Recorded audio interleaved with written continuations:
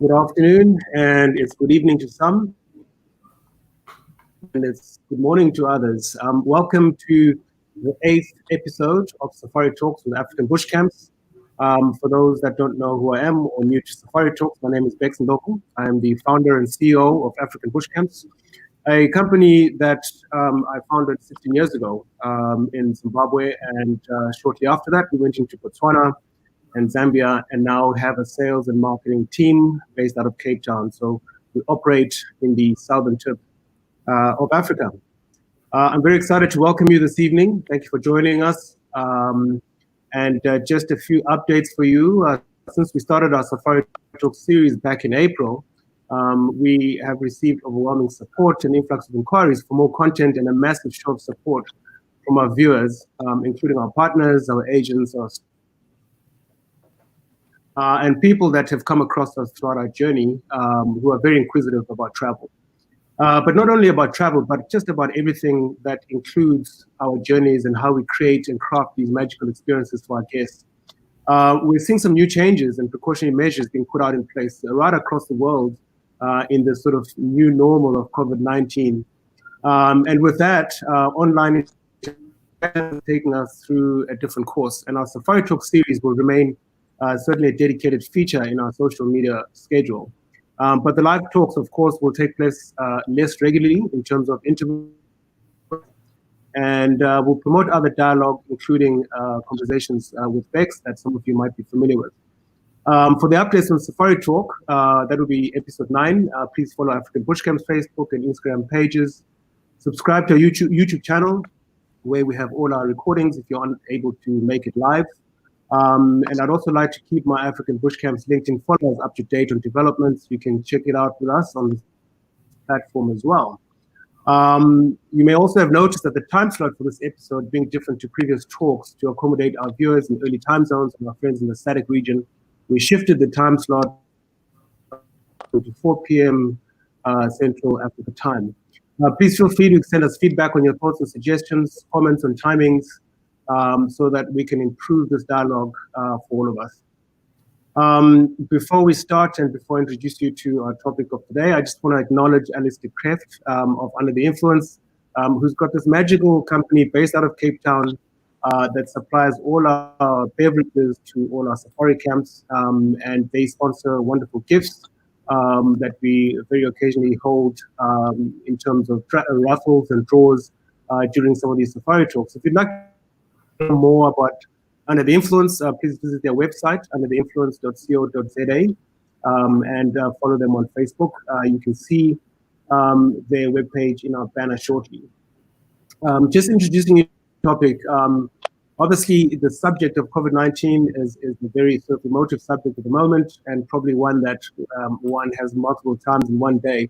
But its long-term consequences for us as individuals and as businesses have raised a lot of questions. And all in the meantime, its long-term impact on the international community and our national environment is proving to be quite drastic. COVID-19 has really impacted heavily on the international travel and tourism demand.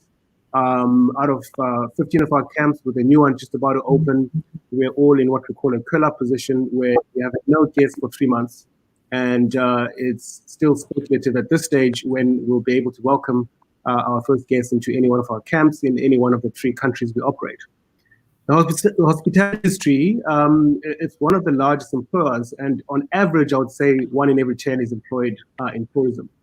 And it's highly sensitive to significant shocks, such as the COVID-19, and we've seen this in the past with Ebola, where travel was severely affected. So it's essential, we believe, to investigate how sustainable practices can play an integral role in the recovery of our industry. And there are, of course, various elements that feed into sustainability, conservation, and the protection of wildlife, the African landscape, and of course, our communities that live alongside of these areas. And what we as a travel operator offer to returning guests, of course, we'll try to cover as much ground as possible within these next 40 minutes. So I want to go straight now into introducing to you 2 colleagues, Andrew Heathcote-Marks. I had to really practice in my own mind several times to say your surname, because It is double barrel and it's quite a mouthful, but I'm glad I managed to pull that off. And then, of course, my other colleague is Simon Penso of Imbue Sustainability, and Andrew is with a company called One Energy. The companies like ours are deeply rooted in sustainability and share common interest in preserving the environment whilst offering better solutions concerning construction, the use of energy by African tourism operators, and other commercial ventures around as well. So perhaps I'll get the two of them to introduce themselves and tell you a little bit about themselves and their organizations, and that will give you a good introduction as to why we're having this discussion with them today. Perhaps, Andrew, we could start with you. Maybe if you could just tell our audience a little bit about yourself, what you do, and the organization that you represent. Great, thanks Beks, and thank you for the opportunity to appear on your webcast. And good afternoon, everyone. My team and I at One Energy specialize in solar power systems, primarily in safari lodges in southern and East Africa. We have installations in many different countries in the sub-Saharan continent. And we really niched around off-grid solar power systems, typically somewhat on the larger end of the scale.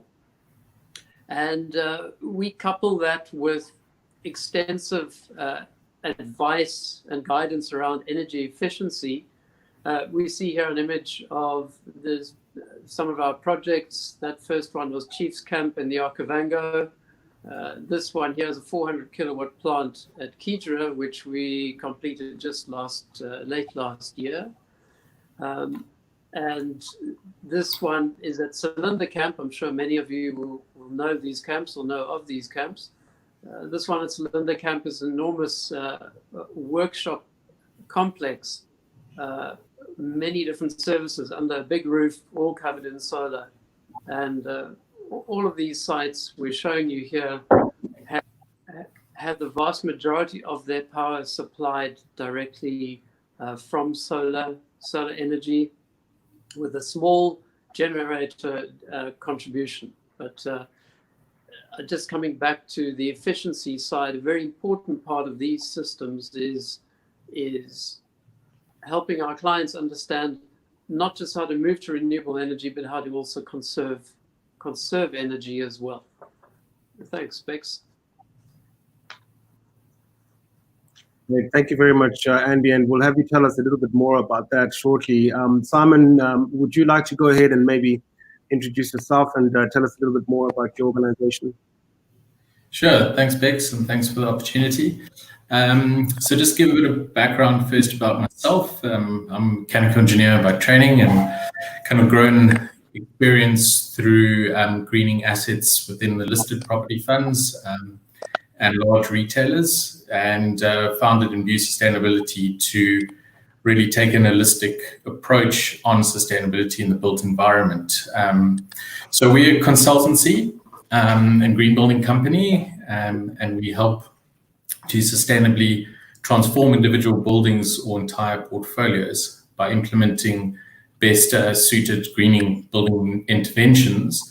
And we work with various organizations and property funds to achieve green building certifications or produce in-depth modeling reports or understanding and benchmarking energy performance or water performance, carbon emissions, and then we implement sustainability initiatives where we see the need for them, and where we kind of motivate for sustainability initiatives are trying to blend the difference between getting financial return and obviously doing the right thing and having a positive impact environmentally. So we try and bridge that gap, because we often find and see that clients are not able to necessarily just do an initiative because it's the right thing to do.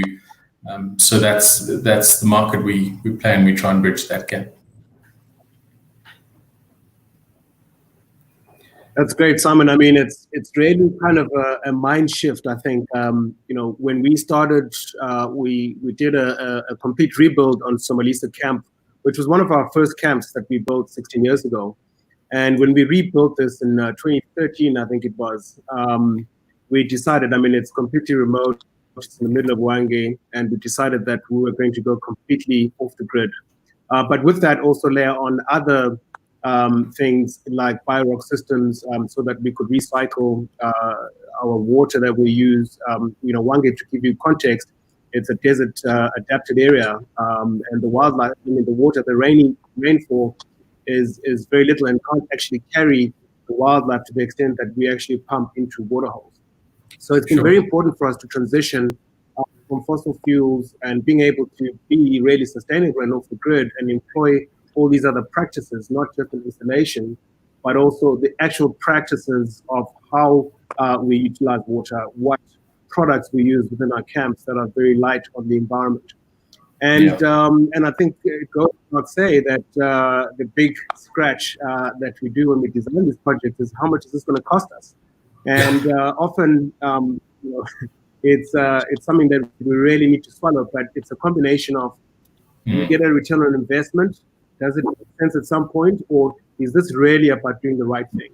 And at the end of it, I guess it's so scientific now that we can actually measure what the payback period is. If you compare it, if we had to provide similar amount of power in fossil fuels, and of course we are in very remote areas. And with that, I'm sure the two of you can share stories.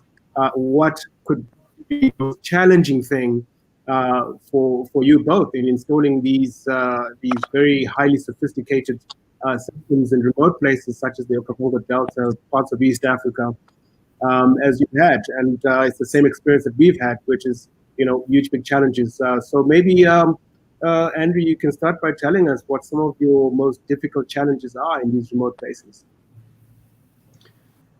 Well, I think in a nutshell, when we get to site, we can't run down to the local electrical store to buy a few bits and pieces that we don't have.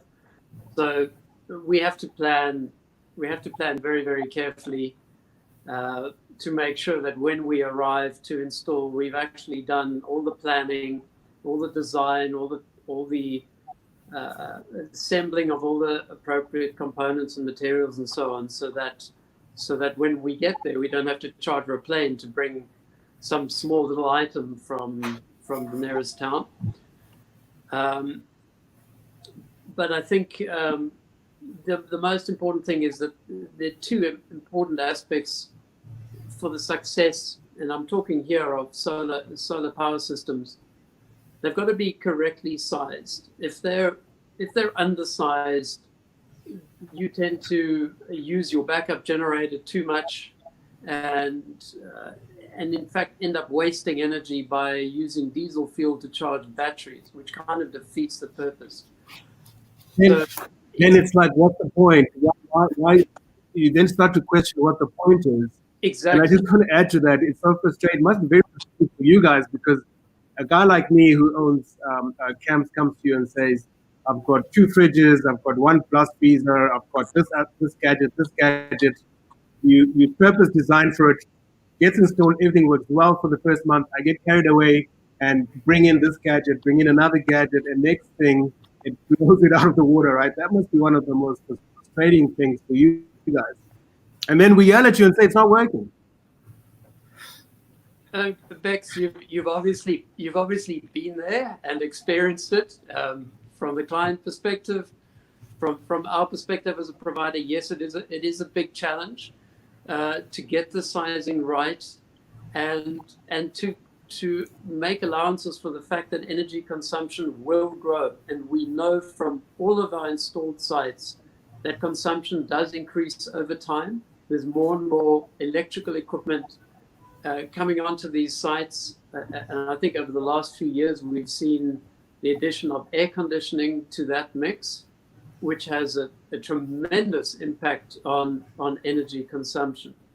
So usually when we engage with a new client or engage around a new camp build or a renovation, we will spend a tremendous amount of time with the client working through what we call a load schedule, and really interrogating not just what is intended to be installed, but what the longer term view is in terms of how the camp will operate.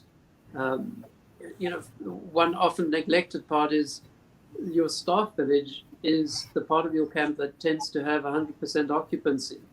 And a lot of people think that your guest occupancy is a key driver of energy consumption. Well, it's not. There are a lot of people who live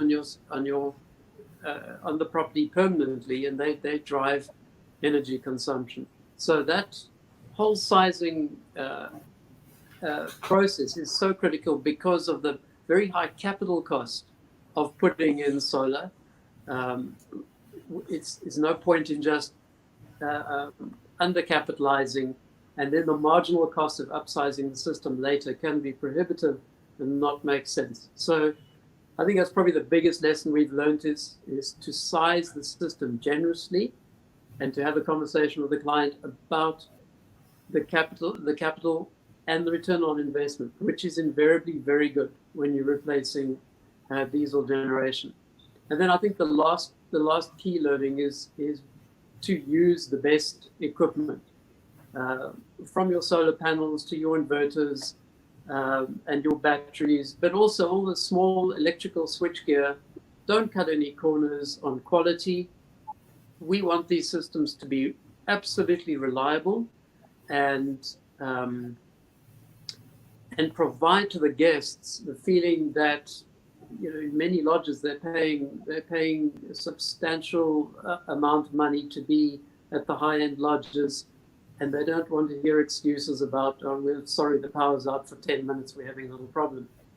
We think it's very important that the power in a camp, a high-end camp, should be indiscernible from a high-quality grid energy or electricity supply.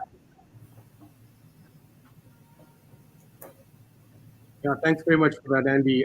And I guess that insight is certainly some of the experiences that I've had.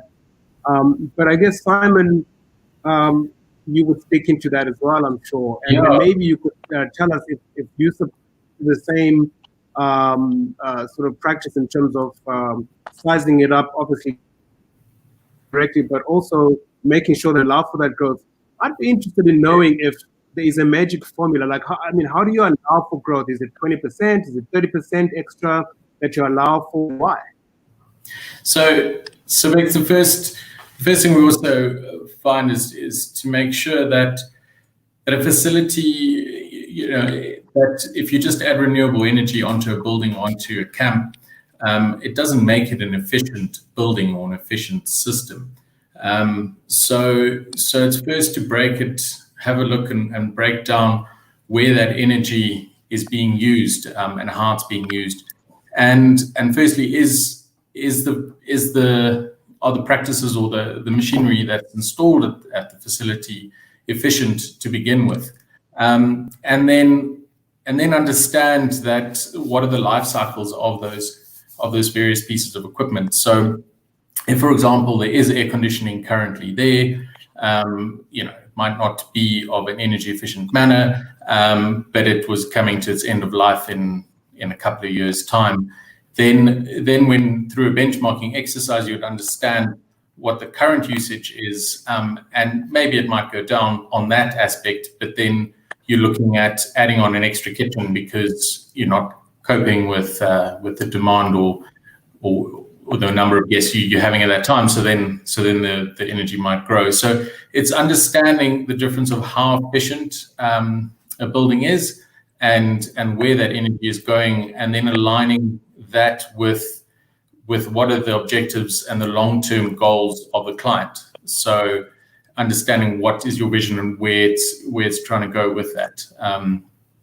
And often maybe you would find some people you would have realized they might have used energy more conservatively when there was just under diesel generation, because they could hear the generation happening, understand that it was a more carbon intensive process, and then be a little bit more cautious. And now suddenly, it's all renewable energy, and they'd be a bit more lax on their own practices, because a large portion of energy demand is actually taken up by user practices and how people operate the existing machinery that's there. To talk back to, yes, air conditioning is a major energy use factor. So it's quite good then to look at, can we bring in passive design elements into that building without having to bring in air conditioning?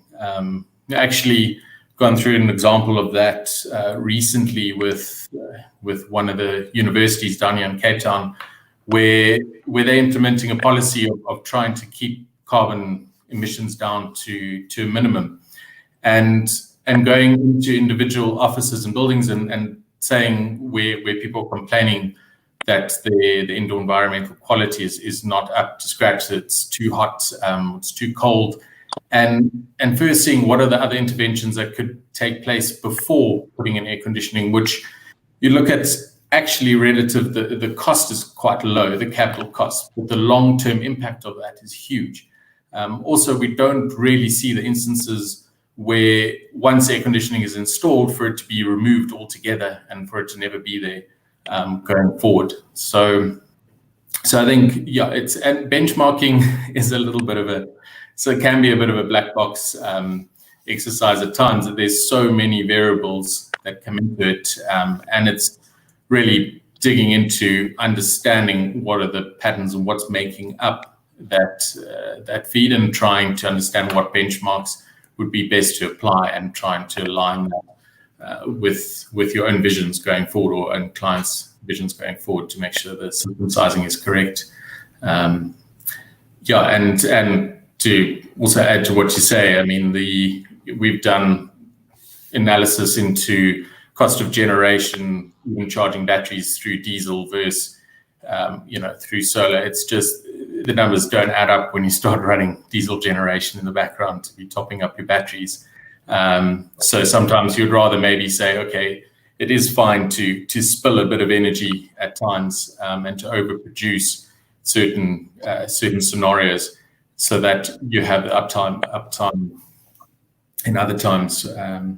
So it's a bit of a balancing act, and I think in that it's very important that keep everybody on the same page, so that afterwards it's not client shouting at contractor and vice versa, and then we stuck in the middle as consultants trying to keep everybody happy. Yeah.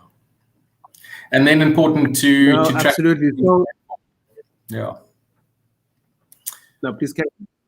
No, so to say that it's incredibly important to monitor the performance of any renewable or any energy efficient implementation that's put in place, so that we can ensure that return on investment is actually being achieved, and understand the fluctuations in usage and generation, and to make sure that it's all working as it should.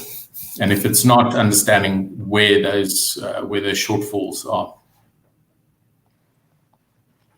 Yeah, and we've learned over the years that part of the solution actually to not overwhelm these systems that are purposely installed for very specific requirements is there's a responsibility on our part as having camps to actually educate and brief our guests as they arrive, the need to be able to save power, the need to be able to be cautious about what they plug into the system. And I know that one of our audience viewers this afternoon was basically saying, like, is there a way that in which people are educated? And certainly for us in our camps, when people arrive and then we do a room orientation, we ask them if you've brought a heater of some sort, a heating device, or if you come with a hair dryer or some kind of blow dryer. Those are the sort of things that either your system is set up to handle it or not. And I think there's certainly a lot of that happening. But one of the things that I guess people would also ask is, why is it not so easy? And Simon, you can answer this on the back of what you said. Why is it not easy that whatever you've installed according to purpose, and all of a sudden I find that I've got more demand in terms of equipment that needs to be plugged in? Why can't you just, like, if you need space to store stuff, you just buy more storage and you just lay it up? Why is that such an inefficient way of doing things? Because your cost of capital in the system you're procuring is high, so it needs to, whatever you've installed needs to basically earn its keep. Otherwise, the financial model of it kind of collapses a bit. So to install a system that's way larger than you would need for future expansion would not be the advisable way to go. It would be rather advisable to look at and plan for that expansion. You might be having inverters that have spare capacity to bring more panels online down the line, rather than necessarily installing that whole system. So you can look at ways to ensure you're open for future expansion, but to massively oversize system is not the way to go. Obviously, when we're in areas where you have a grid feed, so you have a blend, then you can backfeed into the grid, apply for a tariff where you have a feed-in tariff, and then you're basically using the grid like a smart grid instead of a battery system, and you can rather actually get paid for the generation that you feed back into the grid and pull it back when you need it. Obviously, that's not applicable to the camps, but when there's times of low occupancy or when the building is not drawing as much as it needs, then there are different options for that. But yeah, no, it wouldn't be advisable to just way over install system size and have that sitting idle. Sure. Andy, I just want to pick up on a point that you mentioned earlier on about quality. And of course, the better the quality, the more the cost, etc. Now, back in the days, people would tell you, don't buy Chinese equipment, it's inferior, don't touch it, buy stuff made in Germany. But what we've also seen in time is that stuff coming out of places like Asia, the quality has increased, phenomenal, actually. And I suppose this is more of a technical question, and from a layman who's fiddled with solar. Okay, there's three components here that we need to talk about. There's the solar panels, there's the batteries, and there's an inverter. Of those three, what is the order of priority where one should definitely not skimp and get the top quality product from wherever it's produced, and why? Okay, in an off-grid system, so we're talking about a system which is not grid connected. The most capital intensive part of the system is the batteries, and we've seen a tremendous amount of movement in battery technology in the last few years. If we were having this conversation 3 years ago, we would probably still be proposing lead acid batteries, and it's really amazing how in a relatively short time the lead acid batteries almost disappeared and has been replaced by lithium, various types of lithium batteries. And we see in our surveying of what's available on the market, we see a tremendous amount of risk in your battery procurement, because there are many different brands on the market these days. Sometimes the brand is just merely that, a brand put onto a generic product, and some fairly outrageous claims being made in terms of cycle life of the batteries, efficiency of the batteries, apparent invincibility of the batteries to very high temperatures. And we advise our clients to be very, very careful in this area because of the massive capital component that it constitutes. There are good batteries coming out of China, but there are also, as I say, so many different offerings. One needs to become quite an expert on the different methods of construction of these lithium batteries, at the different materials that are used in the different battery components, it's quite a minefield.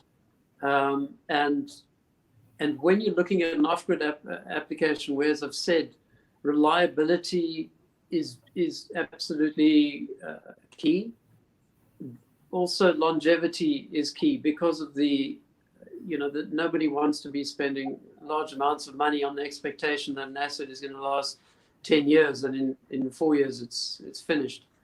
So we always advise real prudence in selection of brands, in selection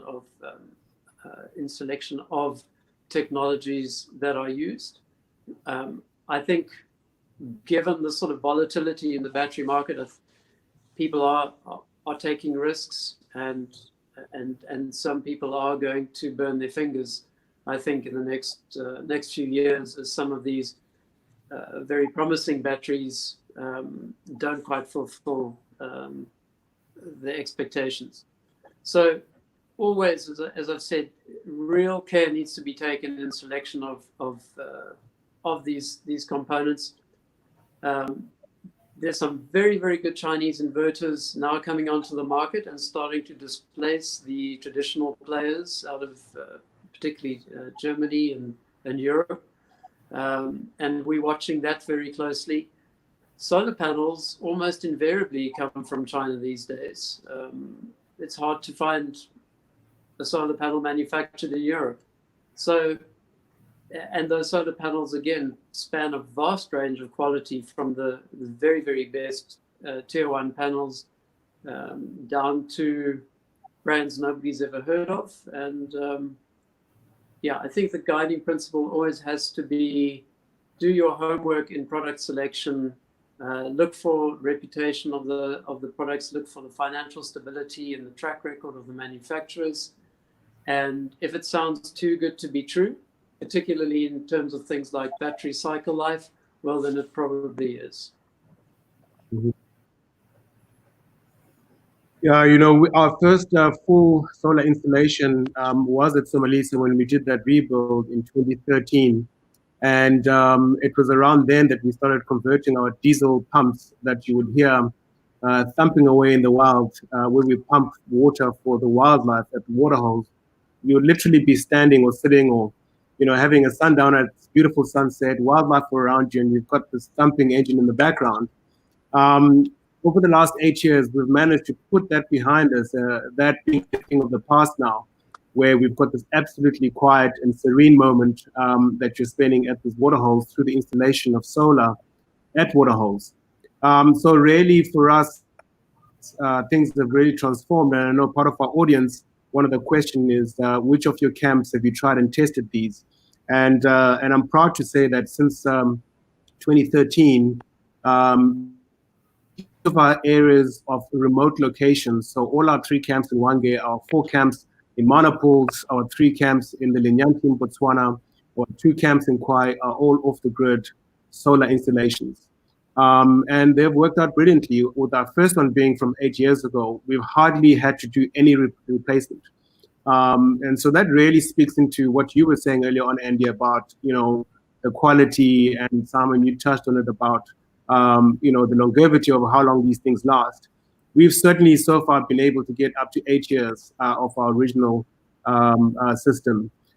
Is that true to say good quality equipment should last you, given that you do a good job of maintaining it? We're talking what, 8 to 10 years or 8 to 12 years? For people that don't really understand how long they would have to endure this outlay. Maybe why don't you tell us, Simon, what do you think is the longest period of time that this equipment would last you if you buy right in the first place? So in terms of that, there's obviously various components, and they actually have slightly different life cycles within them. And that's what sometimes can make it seem a little bit confusing. So a grid-tied system besides batteries, would be looking at a lifespan of around 25 years. Performance guarantees in terms of panels run out at that time. Mounting structures are potentially going to struggle to reach that that time frame, and inverters as well. But inverters are something that can get exchanged when individual inverters give issues. Batteries, so on new lithium-ion batteries, we can have guaranteed lifespans of up to 15 years on some battery systems, but on the old lead acid, if those were what you had in 2013, then you're doing very well up till now, and maybe brace yourself for exchange out in the next while. So yeah, battery technology is coming a hell of a long way in its lifespan, and now what you're able to do in long-term financial model is ensure that you have funds available to replace components at various stages over that lifespan, so that in essence the entire system should operate for 25 years. That's pretty good. And most of these areas, leases are anything from 10 to 25 years anyway. So that's pretty much for the duration of the lease, one would hope. We've very quickly run out of time, but, we could continue having these conversations and some of them could get quite technical. One of the things that we as African bush camps are constantly questioning and looking at is what is our impact with the local communities around the place? What are the jobs? What are the upskilling opportunities that we can bring in training and upskilling communities so that they understand tourism, that they support tourism, and that it's at the top of the priority list in terms of job creation? I think going forward, post-COVID, one would like to think that people are thinking sustainability and people will be looking to simplify their lives and be aware of what they're consuming, whether it's power or water or whatever resource that might be. Do you guys see an opportunity here? And what are the opportunities here for scaling or at least upskilling communities? And what are the job opportunities here in terms of being able to make a real impact in communities? For your installations, for example, do you see this as perhaps maybe a potential booming future industry that will heavily impact communities where you will have the opportunity to really impact the employment scale? Well, what are your thoughts, Andy? Yeah, Beks, I think I share the hope with many people that the COVID-19 crisis that we're going through will give people pause to reevaluate where we as a species sit relative to this precious planet we live on, and which we've been abusing quite indiscriminately for such a long time. We've heard a lot about climate change in the last few years, but I really hope that COVID-19 precipitates more action. I mean, the incredible disruption we've seen to our economies over the last few months, I think almost might shock people or the public at large into realizing that we need to take care of our planet, we need to take care of ourselves, we need to take care of our resources. And I would really hope that we see more focus going forward on sustainability in various ways, including energy.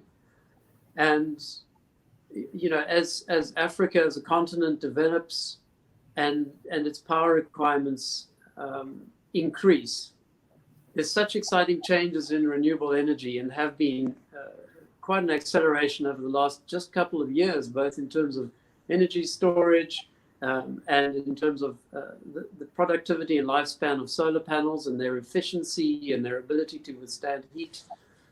I don't see any reason why people in the countries of Africa shouldn't be empowered to acquire the skills and help themselves to electrify their worlds. I think electrification is a good thing because it takes away the need for cooking fires and burning things to keep yourself warm and so on. So I think electricity is a really important element of improving the quality of people's lives, and I think technology is reaching a point, as I say, where it should be a goal to empower people to help themselves to install their own small power systems in villages and in small communities without having to pull in companies from other countries or from Europe at great cost. So I really think there are opportunities, and if things play out well, COVID-19, we may look back at it and say, well, it was a big shock, but it turned out in the long run to have been a positive trigger for us. Well, look, I certainly hope going forward that you'll see a lot more demand from South Africa, but also rest of Africa for renewable energy in terms of just people demanding to be self-sufficient and to be able to have full control of their existence.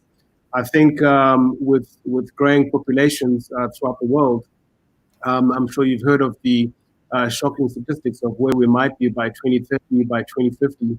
And hopefully post this period of time, I mean, the two of you, probably your businesses are regarded as essential service providers. So I'm pretty sure that other projects around South Africa demand is continuing. But I certainly hope with your businesses that they will thrive in the very near future as people realize that they've got to do their bit and they've got to do the right thing despite the expense layout immediately. And the good news is we're seeing more and more organizations such as yourselves actually provide the equipment free of charge where you don't have to outlay it. You can actually rent it. And whatever power you consume from it, the system produces, you pay on that. So really, it's kind of no different to the normal system of plugging into the provisions of the traditional electricity companies, except the difference is that it's renewable. So all these are very exciting options that we see have come up in the landscape, which hopefully people doing developments both in tourism and also commercially in urban areas can actually take up, as well as in people's homes, that we can all move closer towards a sustainable lifestyle. So to both of you, unfortunately, we need to wrap up now, but thank you very much for taking the time to be with us, Andy, Simon. It's really been informative. We've got a ton of questions from our audience, by the way, which we haven't been able to get to, but hopefully we can continue the conversation with the blog and as this goes into our YouTube channel. So thank you very much to you both, and thank you to our audience for taking the time to be with us this afternoon. We really appreciate you joining us in this episode. We also want to continue to thank Under the Influence, Alistair Kreff, for your sponsorships. Please continue to follow us on our social media platforms, including LinkedIn. And we'll look forward to seeing you again on the 9th episode of Safari Talks and our next episode of Conversation with Beks. Thank you very much. Thank you, Beks. Thanks. Thank you.